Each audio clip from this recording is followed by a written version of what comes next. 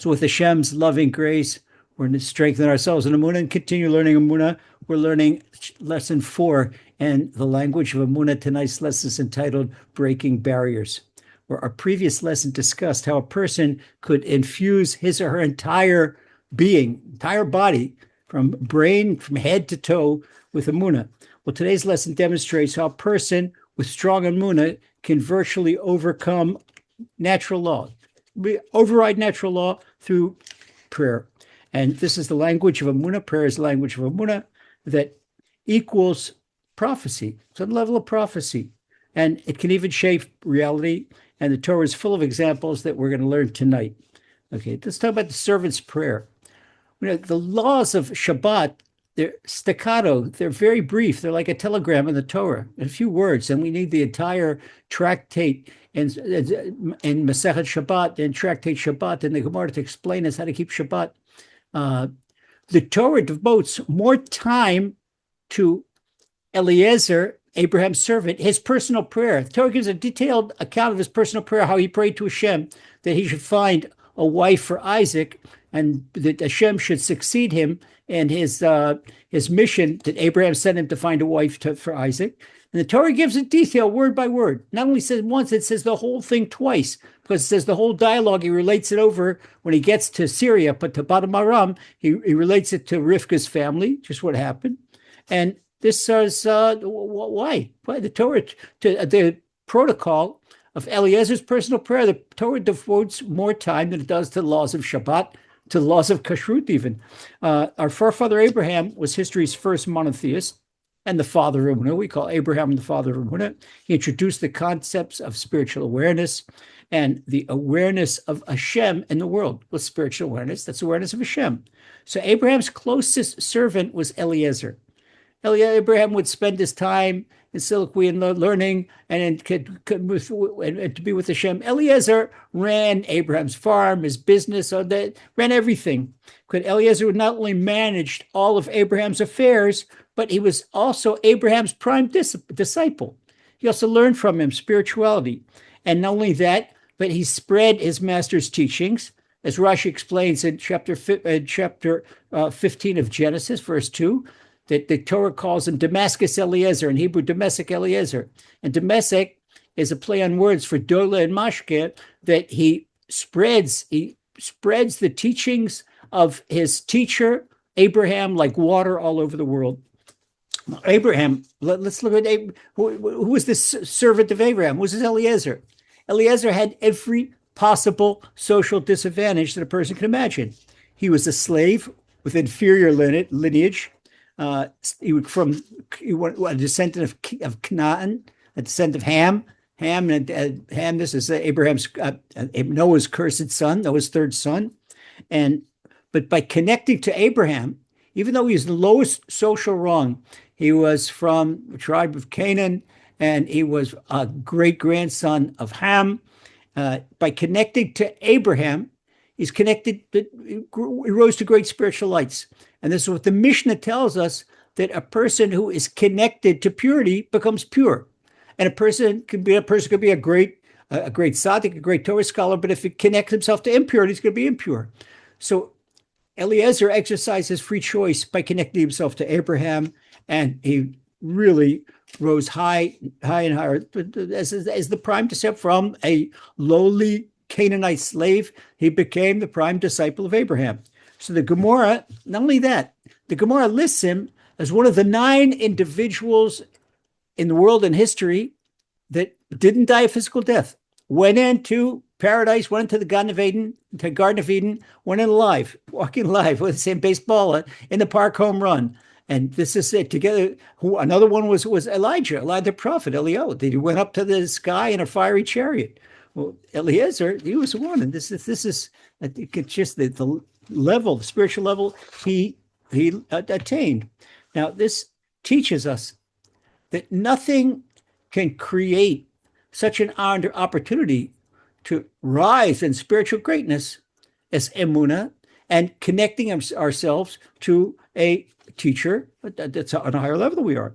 So while many other commandments and statutes of the Torah are stated briefly, the Torah elaborates extensively on Eliezer's soliloquy And so we see in chapter 24 of Genesis, Rashi notes, and this is what Rashi says, the discourse of the patriarch's servants is even greater than the Torah of the patriarch's sons. In other words, more, uh, more, we see more in the Torah about Eliezer's speech than we do about Isaac's speech. So we ask ourselves, why does Eliezer's dialogue receive so much more attention than even Isaac does, or the laws of Sabbath, or the laws of family purity? Well, there's a simple answer to this question. Eliezer's soliloquy demonstrates the power of the language of Emuna, and that's what we're talking about, language of Emuna. This is the kind of prayer that qualifies as a language of Emuna. Any prayer is called language of Emuna.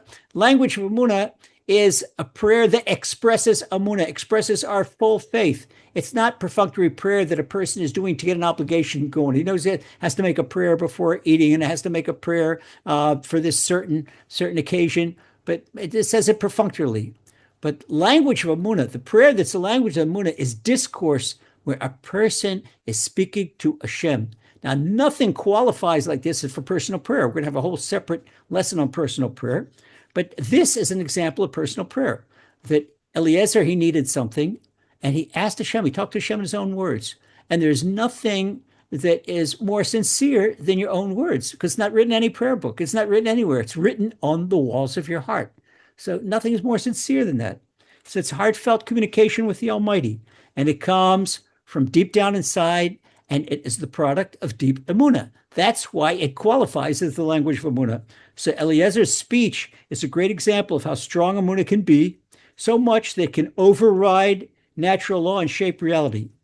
Now, my esteemed rabbi and teacher, Grand Rabbi Naftali Moskowitz, known as the Melitzer Rebbe, he shared with me a really eye-opening teaching from his seventh generation great-grandfather, the Holy Rebbe Michal Mizlatshov, who was a disciple of the Baal Shem Tov.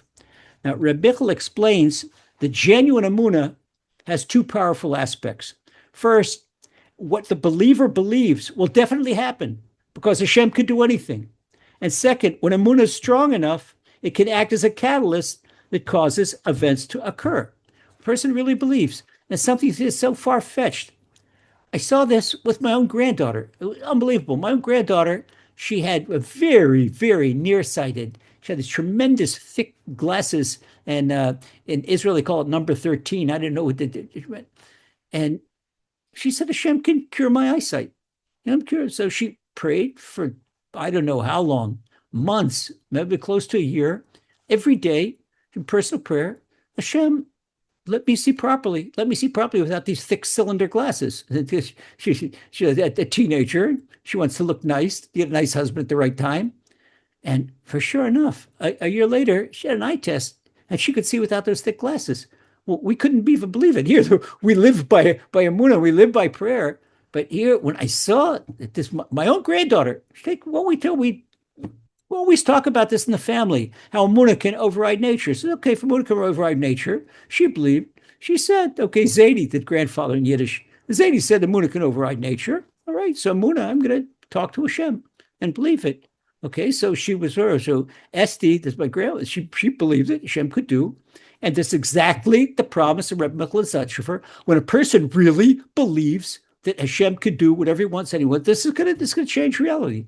So if a person is unemployed, if a person has a meager income, he needs a better income, needs a better place of employment, needs to really ask Hashem, and Hashem, I need this for my family. I need this to send my kids to proper Torah schools. I need what he needs. And Hashem, I know you could do it. You don't need nature. I know you could do it. It's good to see. All we have to do, but it depends on our Emuna. Because Hashem is like a mirror. Hashem is like a mirror. We say this in Psalm 21. If Hashem will mirror a person's Emuna, nothing makes prayer go up as Emuna. Emuna is the afterburner for a prayer. It takes it all the way up to the heavenly throne. So simply speaking, the power of Emuna is the ability to override nature. Nature says that you're nearsighted. You have to wear these thick cylinder glasses. And Emuna says, no, I could get rid of that. I could do that. I could overcome that. But you have to believe in it. We have to believe it. It doesn't happen. It means our belief is not there yet. Then we have to believe in that. So the father-in-law of the Lubavitcher Rebbe, Rebbe Yosef Yitzchak of Lubavitch, he lived from 1880 to 1950. He writes that Hashem doesn't change nature, except in the case of people that have heartfelt prayer. And this is, he writes this in his memoirs, and in the letter mitzvah, he wrote according to the Aleph, and in the letter Am mitzvah. Okay, this is the second part.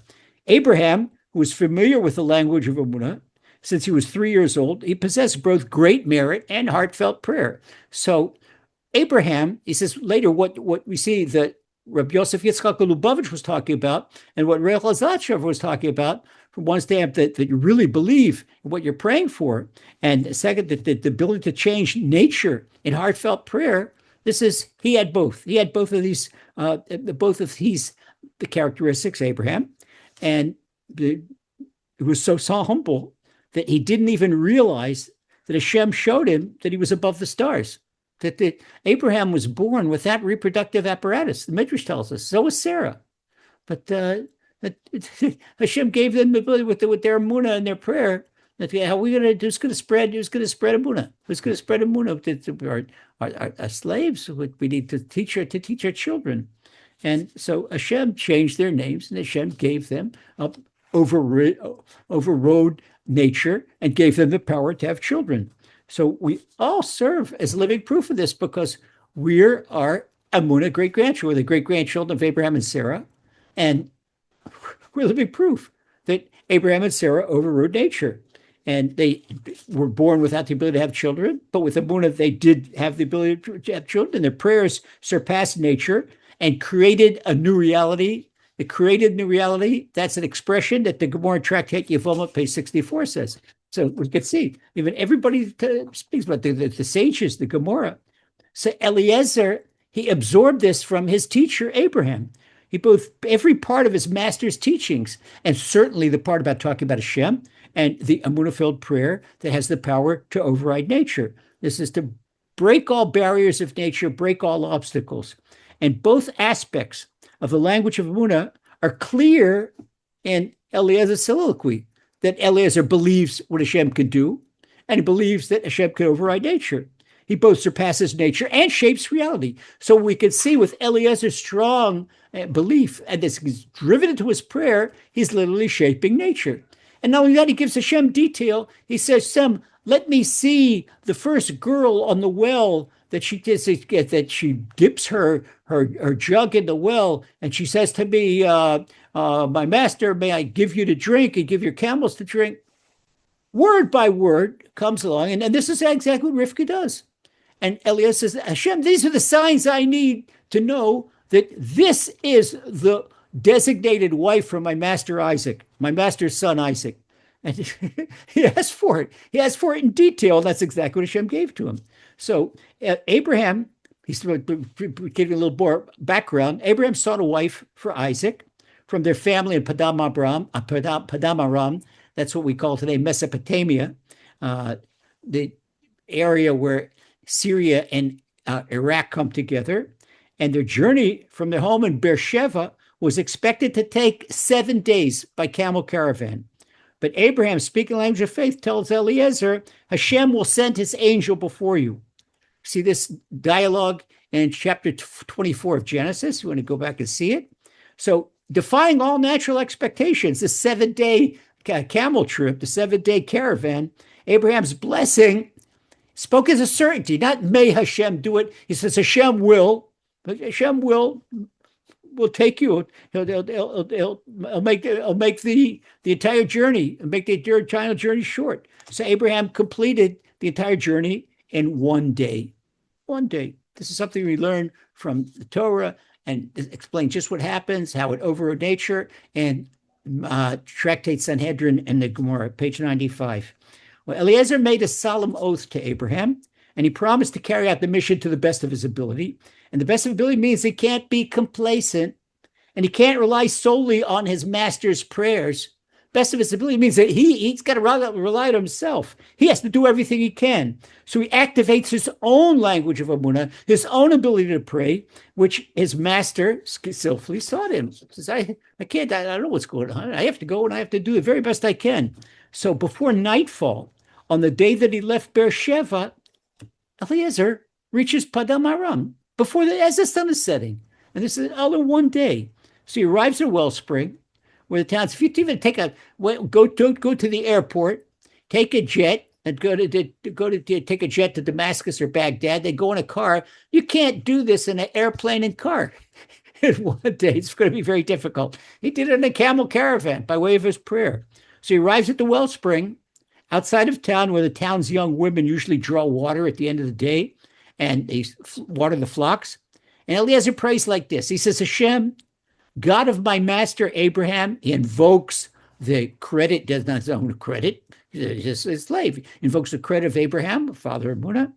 He says, Hashem, God of my master Abraham, please hasten to fulfill my wish today and show kindness to my master Abraham. In other words, Hashem, don't do me a favor, do please for the sake of my master Abraham. Behold, I'm standing here by the wellspring. Hashem doesn't see where he is? No, but he doesn't realize it. He doesn't say that. Then he has to be specific in his prayers. We have to be specific in our prayers. Hashem knows everything. Hashem knows where we are, what we're thinking, but we have to be clear about our prayers, clear what we're asking for and clear what we want. He says, I'm standing by the wellspring and the daughters of the townspeople are coming out to draw water. So what? Come on. Hashem doesn't know where Eliezer is, doesn't know what he's doing. And Hashem doesn't see the daughters of the city come out. So why is it, Eliezer, come on, Eliezer, don't be around the bush. Come out and make a request. Okay. In the language of Emuna, a person openly shares everything that is in his or her heart. Language of Emuna, it's not a business conversation where they're short. That may state your request. Your boss says you can limit the time. He's looking at his watch. Be short and don't. You don't have to be short with Hashem. You have to be elaborate with Hashem and describe exactly what you want and what's going on inside your brain and what's going on inside your heart and be specific. And because communication with Hashem, it's describes all our feelings. Hashem knows this, but we don't know it. By speaking to Hashem, Hashem opens up our mouth so we see where we are. In other words, to compose ourselves, self-composure. We see in Rebbe Nachman's stories all the time, the hero, he says he composes himself. Yeshevet atzmo. The hero composes. What does that mean? It means that the hero of the story, he or she stopped and is doing personal prayer and speaking to Hashem. That's how we compose ourselves. I can't possibly know what's going inside my head until I discuss with Hashem. And what happened as soon as I discuss with Hashem, Hashem illuminates my brain and I see where I am. I see what's going on. Wow. You didn't realize that you're in stress like this. This situation is causing you stress. So what do you do in stress? In stress, we have to invoke Emuna. Okay, Hashem, stress means that I don't feel you. Okay, that can't be. That can't be. So we have to feel that right here with me. And then we see what's happening. We assess ourselves and we come back. We reset. It's like resetting your computer when it's jammed. Reset. And so in the language of Emuna leaves no stone unturned. We explain our feelings to Hashem in a candid manner, in a sincere manner, and don't have to be political, don't have to be polite, and don't have to be political, and don't have to be what I think was socially correct. The only social correctness with Hashem is honesty. Hashem loves honesty. Be honest about your feelings and say exactly what you want. And that's authentic Emuna. And that was the foundation of Eliezer's every word. It was candid. It was honest. So Eliezer makes his request in great detail. He says, Hashem, let it be that the maiden to whom I say, please tilt your pitcher so I may drink, and she should answer and say, drink, and I will give your camels to drink also. That is the proof that she is destined for your servant Isaac. And by way of this, I shall know that you have dealt in kindness with my master. That's the way Eliezer speaks to Hashem. So maybe, ask ourselves, maybe Hashem had a different plan for pairing Rivka with Isaac. But Eliezer's innocent, selfless language of Emuna, this virtually dictates this is the way it's going to be. And it happened before he finished speaking that behold, Rivka appeared. We're in chapter 15 of Genesis, and then word for word. Rebecca appeared, who was born to Bethuel, the son of Milcah, the wife of Nahor, Abraham's brother, with her pitcher on her shoulder. And the maiden was very beautiful. She was a virgin, and she went down to the wellspring and filled her pitcher and came up. And the servant ran toward her and said, "Please enable me to drink a bit of water from your pitcher."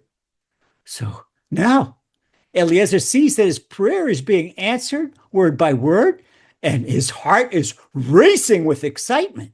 You see, this is so exciting. You ask Hashem for something, and Hashem is give you exactly what you want. Wow, this is living Emuna and strengthens Emuna. And so, is Hashem, Eliezer's asking himself at this very minute, does Hashem really hear my voice? Is Hashem truly listening to me, a lowly servant? Could this girl be the answer to prayer just like I asked for? Or I'm in Twilight Zone, or is this reality? Well, we'll soon find out. And Eliezer, he couldn't believe that his prayer, he believed that Hashem had the power. But now that he sees that his own prayer is virtually shaping reality, wow, this is a wow. This is a wow moment for a Yugra mode for Eliezer. So Rebecca, she says, "Drink, my lord." She lowers her pitcher and she lets him drink. So while Eliezer is still drinking, she says, without even Eliezer asking, "I will draw water for your camels as well." They finished drinking. Rebecca at that time was a little girl. She's a little girl. Do you know how much Eliezer had? 10 camels. And each camel, when a thirsty camel drinks, 70 liters of water, it's a tremendous amount of water, And here's this little girl with this cot. How much is it? It took a 10 average wash bucket. It's 10 liters. It weighs 10 kilograms, 22 pounds. So in order to one camel to drink, it's 15 buckets. The 10, 150 buckets. Yeah, how hard she had to work. If you do the math on what she had to do, you can imagine what a special girl. She could say, "Look, these are well-bodied slaves. He's got a caravan with 10 of his underling slaves. Let them schlep the water." No, this is this. She's showing her exceptional character, her exceptional. And this is why, even though Abraham's the first monotheist, his family in Padam Aram in Mesopotamia, they were idolaters, but they had upright character. They were all compassionate people. This is why he wanted to go to the family. Whereas in Canaan, they were in debauchery and idolatry, terrible idolatry. They had terrible character. So that's why Abraham wanted Eliezer to leave Canaan. Canaan was not just Israel. This is the first generation of Emuna, Abraham, and the second generation on the way, Isaac. So it's not yet populated with Emuna people. So you had to get, for a girl with the good character traits, he had to go back to his family in Padam Aram. And we see what amazing traits she had. So Eliezer, he's floored. He's amazed by the magnitude of the miracle. He sees this miracle unfolding before his eyes, and that Hashem is responding to his prayer, not in a general form, but down to the tiniest detail. So once again, I did the math and consider the size of the miracle. The 10 camels were really thirsty after traveling nearly 1,000 miles in a single day. Now, an average camel can easily drink 25 gallons. Let's make it metric so it's easy. That's 100 liters. Okay, when it's thirsty, a camel can drink 100 liters. So using a 10-liter bucket, that's 10 buckets per camel, or 100 buckets for the 10 camel caravan. So 100 buckets, each one weighs 10 kilos. 100 times 10, that's a ton. This little 3-year-old girl, is pulling up from the well a ton, 2,200 pounds of water. Okay, we have to, be all fairness, there was a miracle that happened to all of Abraham's offspring, including their spouses, that the water in the well, it would come up to Abraham, it would come up to Isaac. And another sign that Eliezer saw, that she was determined, that she was destined to be his wife, he could see that she didn't have to pull up the water from the well itself. The water of the well rose and went into her bucket. This was another miracle that's happening. So the Midrash tells that time she was only 3 years old. because we see that they get married, that she was 3 years old and Isaac was 40. And when they had their first child, it took them 20 years. Isaac was 60 and she was 23. So Eliezer gives Rebecca the gold jewelry, and he confirmed her lineage, make sure that she says, I'm the daughter of Bethuel, the son of Milcah, who swore for Nahor, and Nahor is Abraham's brother. So bullseye. Hashem answered Eliezer's prayer down to the tiniest last detail. Eliezer's not finished yet. We're not finished yet. No says it's complete without thanking Hashem, because gratitude is a vital part of the language of Emunah. It's not enough that Hashem gives us our answers, our prayers. So Hashem gives our answer prayers. That behooves us to the afterburner language of Emunah, which is thank you, gratitude. So he's got to express his gratitude. So Eliezer first bows his head before he does anything more, and he prostrates himself before Hashem. And he says, not concerned about political correctness. He doesn't care who's watching. He doesn't care what the locals are, because locals are idolaters. And he says, blessed be Hashem, the God of my master Abraham, who has not forsaken his mercy and his truth toward my master. As for me, Hashem has led me to the home of my master's relatives. Well, let's take a closer look at Eliezer's expression of gratitude. What does Eliezer mean by Hashem's mercy and his truth? Shouldn't he have said that Hashem has not forsaken his mercy and his miracles? What is called miracle truth? How does truth, what does truth fit into this? We're saying miracles. I mean, what's truth? Hashem's mercy, okay. Hashem has mercy on Abraham and mercy on Eliezer, the emissary. But there's miracles. But the truth, what's truth? Well, we're talking about the truth is a combination of major miracles. Rabbi Clonius Kalman Epstein, he was the leading student of he wrote a classic book. It's called the Hasidic Code of Jewish Law, the Hasidic Shulchan Aruch.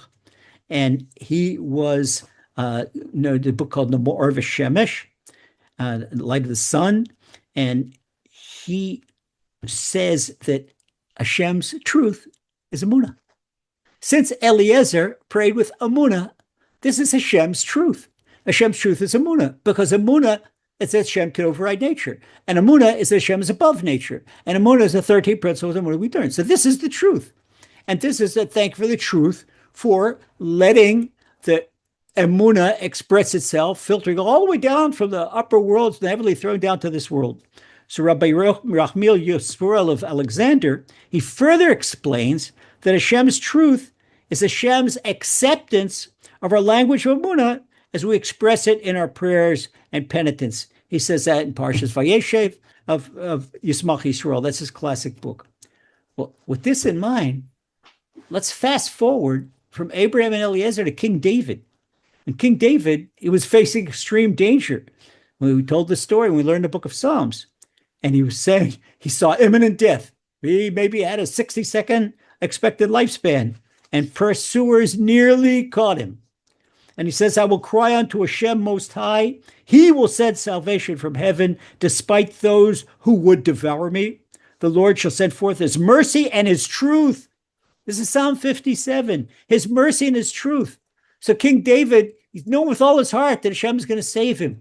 And that's just the truth. The truth is Emunah believes in Hashem.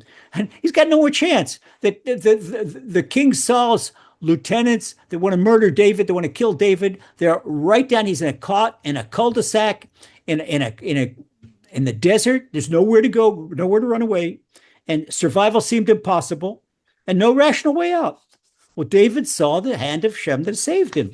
And this demonstrates the power of faith-filled prayer with Hashem, language of Emunah. And that's what Hashem sent, opened up a cave for David. David went inside the cave, hide. There was no, it's a cul-de-sac that they would have found it. What did Hashem do? Hashem sent a black widow spider.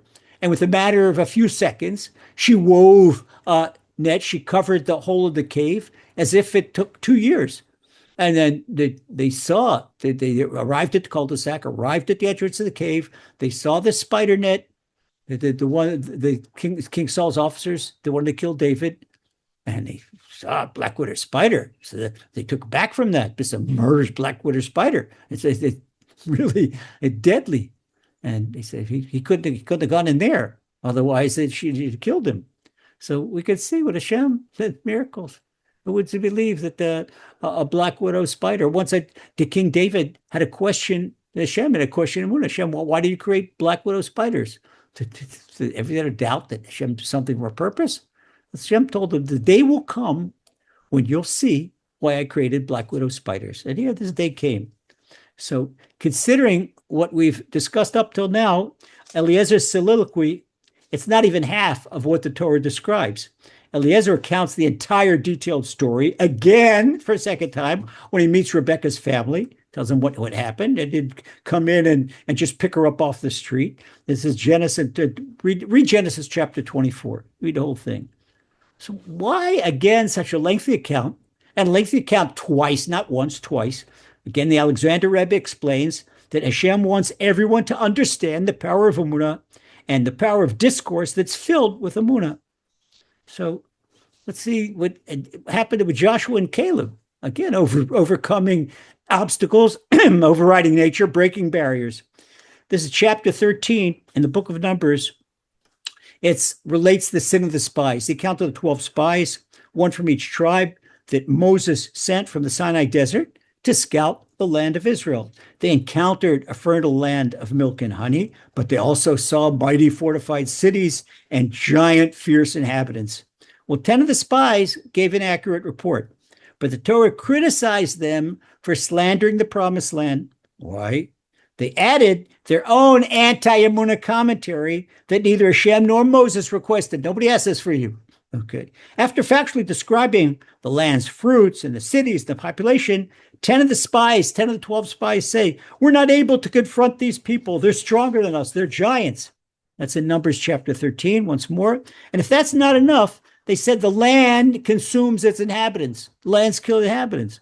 Well, they saw that everywhere they traveled, there were funerals happening. But they don't know how to interpret this. This was Hashem, because they didn't know how to interpret because they were looking at natural eyes. They weren't looking through glasses of Emuna. If they looked at the world through Emuna, they'd see that Hashem is doing them a favor, that Hashem is keeping these giants busy with burying their dead, and they can't pay attention to these spies that are spying out the land. But they failed to view the situation with Emuna. Hashem everywhere was killing off these giants. Everywhere there are funerals. So they wouldn't have time to pay attention to a few little ant-like people out in their fields. So lacking Emuna and with a low self-esteem, because if a person doesn't have Emuna, a person's got a low self-esteem, and even so many people today, wow, they're apologetic that they're believers. If you're apologetic, they're a believer, not a believer. And especially now with anti-Semitism, so many people are apologetic about being Jewish because it's not popular to be Jewish. That's not Emuna. That's not Emuna. So this is the same thing, but they get this from the spies. The spies, they say, we're like grasshoppers in their eyes. That the people today, they think, they try to cover up their Judaism, try to hide the signs. So we're like grasshoppers. The same generation. This is the same generation that experienced the 10 plagues. This is the same generation that saw the splitting of the Red Sea and the miraculous salvation from the Egyptians, and Hashem revealed himself on Mount Sinai. The same generation is now crying together on hearing the report of 10 pessimistic, Emuna-lacking spies. So Rabbi Shlomo Ephraim Lundschitz, he wrote the Kli commentary on Deuteronomy. He explains that the night they wailed, the night they cried, that was Tisha B'Av. So the infamous Tisha B'Av, the darkest day in tragedy of Jewish history, Hashem says, you're crying for nothing. Now you're going to cry on this night for posterity. Because on Tisha B'Av, that's when the spies cried, we're still to this day atoning for that sin of lack of Emunah. Well, the young Jewish people, they faced an existential threat at that moment. And with a unanimous attitude of, we're not able, we can't do this, we can't take the land. When Hashem told them to take the land, Hashem's not going to tell us to do anything that we can't do. So this would have led to total destruction in the desert. But there are two heroes, two of the spies, Joshua and Caleb. They had an Emuna attitude, which was politically incorrect, but they were filled with Emuna, and they saved the Jewish people with their Emuna. They declared, yes, we can overcome. Yes, we can break the barrier. Yes, we can overcome all the obstacles. This is in Numbers chapter 13. The words of Emuna, they mitigated the harsh judgments, because there was a very harsh judgment, and we could see that the residue of the harsh judgments until today, still paying for it. And as it happened, the 10 of the spies died in a terrible plague. And they had a terrible plague because a disease in their tongues, because they used their tongues to blaspheme the land of Israel. Never supposed to say anything bad about the land of Israel. And all the men aged 20 and over during the 40 years of wandering in the desert, they were destined that they wouldn't come into the land of Israel. So they died in the desert.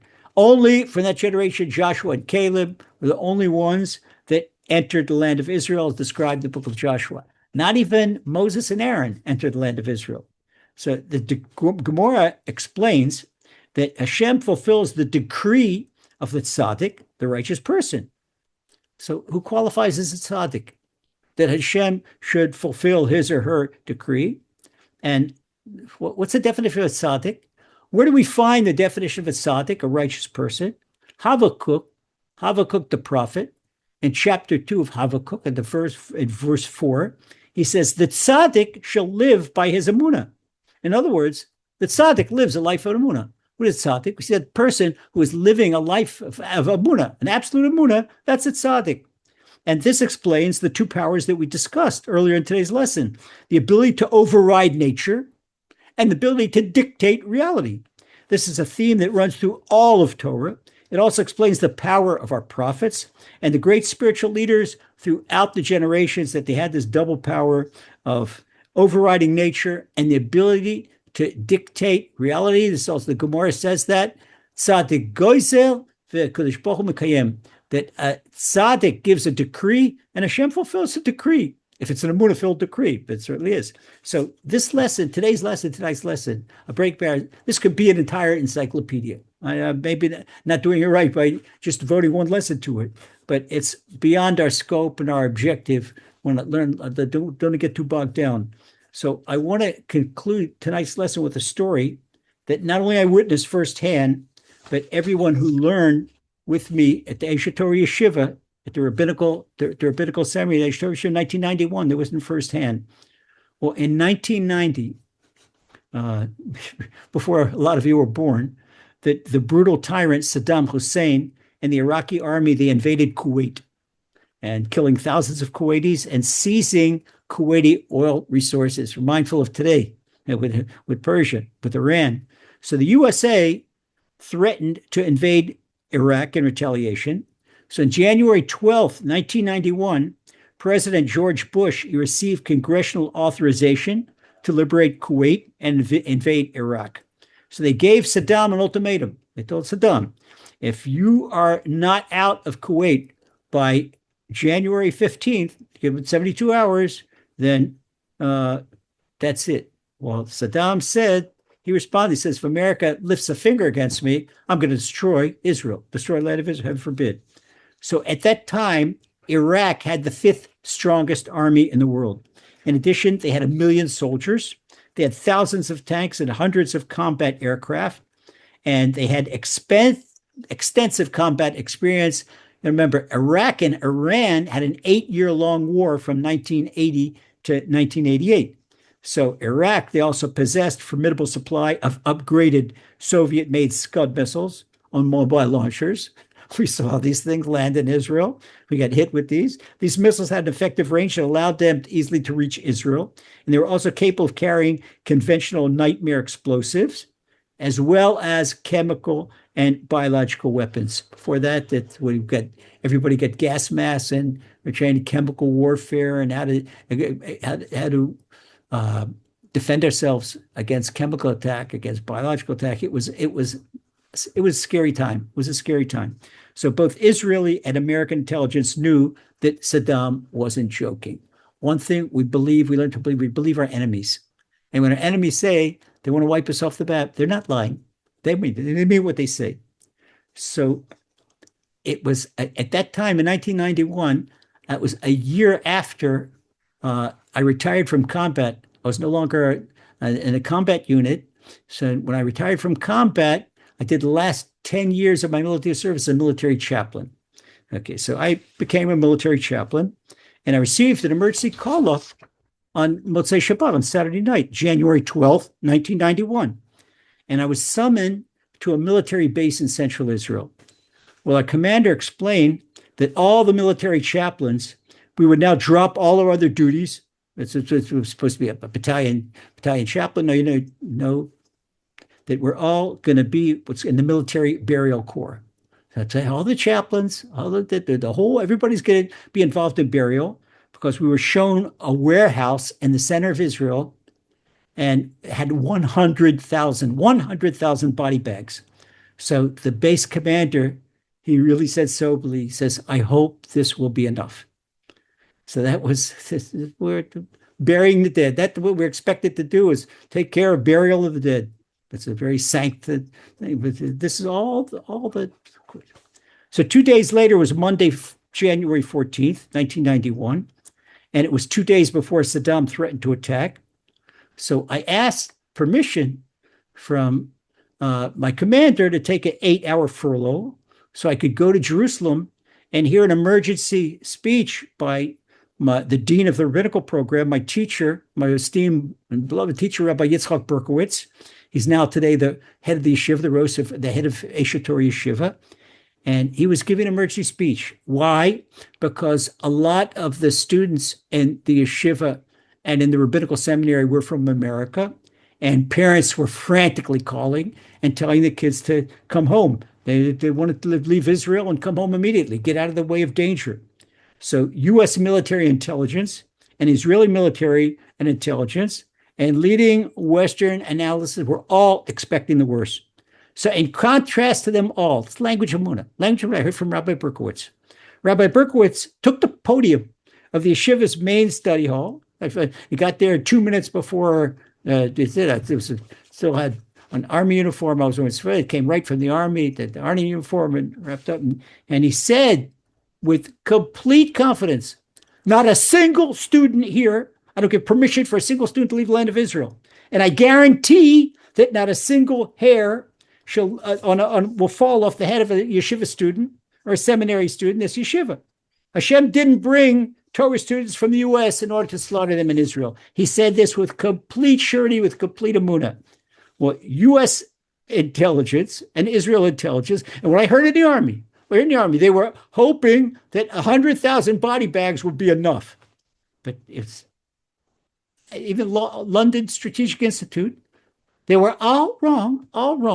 And Rabbi Yitzchak Berkowitz, he was right. He's well known right. And he said, a tzaddik decrees and Hashem complies. That's right after this written in the Traket Moed Katan and then the Talmud. So I'll never forget that day. Never forget that day. So when the smoke cleared, there was one person that got killed with Scud missiles. 39 Scud missiles landed in Israel. They destroyed, but one person was killed, and the person was killed was a person that was building his house against the neighbor's wishes on Shabbat. And he's bringing bulldozers, making all kinds of noise on Shabbat. So a missile hit this guy in the head. The rest, there were miracles after miracles, and high rises were knocked down, and entire people. This happened to be his mother-in-law's, and this one wasn't there. And people were killed. They came out of it. They came out of it. It came out of alive. And this is something that we see. The military intelligence said one thing. London Strategic Institute said another thing. American military intelligence said another thing. And the Rosh Hashiva of Eshet Torah, he said something else, and the Rosh Hashiva was right. That is the language of Emuna. The language of Emuna overrides nature. And we can see this, and we'll see it right now. See this right now. The whole entire difficulty. People know me, I don't deal in politics, but only deal in Emuna. When we talk about Emuna news, it's looking at the world through Emuna. And can say categorically that, see, America, they changed their name. Trump threatens, then he goes back, threatens, and he goes back. And we see after all the bombing and all the damage, and he said he destroyed the Iranian army, and he said he destroyed the nuclear reactors, destroy anything. Iran is completely back on her feet, the nuclear program back on their feet, the missile production back on their feet, and Hormuz, they haven't accomplished anything. Why? Because they're fighting a war of weaponry, not Emuna. If they would only fight a war of Emuna, would need weaponry, all you need is a prayer. Hashem, Eliezer, Hashem, get rid of the enemies. Go to sleep. Where do we see this? Hezekiah, King Hezekiah. He faced annihilation where 180,000 Assyrian soldiers had a siege on Jerusalem. He prayed to Hashem. He woke up the next morning, they were all finished. They were all dead. Hashem let them, Hashem took their life force away. Hashem fights our battles. And who could say that the might of my right hand brings victory? It is all Emuna. But people don't realize this. They don't want Emuna because they don't want to recognize Torah. Emuna today, unfortunately, both in the United States and America, it is politically incorrect. Okay, so that's why they have war after war. America has not won a war since World War II because they're fighting without Emuna. Israel has not won a war categorically since 1967. 1967, Hashem gave them a fantastic victory, but they took it to the might of my right hand. Okay, Hashem says, let's see how you do. So the next war was Yom Kippur, and once again was also completely lost the country. And since then, why? Because the land of Israel is the land of Emuna. That's the Gemara tells us, and it's above nature. And if there's not going to be Emuna in the land of Israel, then Hashem says, you think you could run the world better than I can? Go according to nature. So we see, after all the bombing in Gaza, all the bombing in Lebanon, Hamas is still alive and kicking. Hezbollah is still alive and kicking. The Israeli soldiers getting hurt in Lebanon every day. And have it done, back to the drawing board.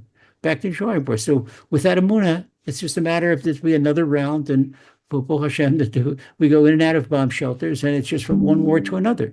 And this is the problem of a world without Emuna. So cherish, brothers and sisters.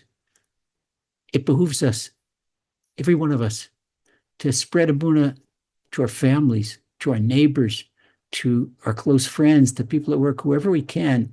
And even getting one person closer to Emuna, one person teaching Emuna, one person telling them a story out of the Torah, without a Bible about Emuna, and getting someone to believe in Hashem, to talk to Hashem, getting a person to talk to Hashem. This is already making the world a better place because our entire future, entire security depends on Emuna. So may Hashem give us all eloquent and fluent language of Emuna that we can speak to Him whenever we want, and that we'll be able to affect such a change in this world to make it really a better place. Amen.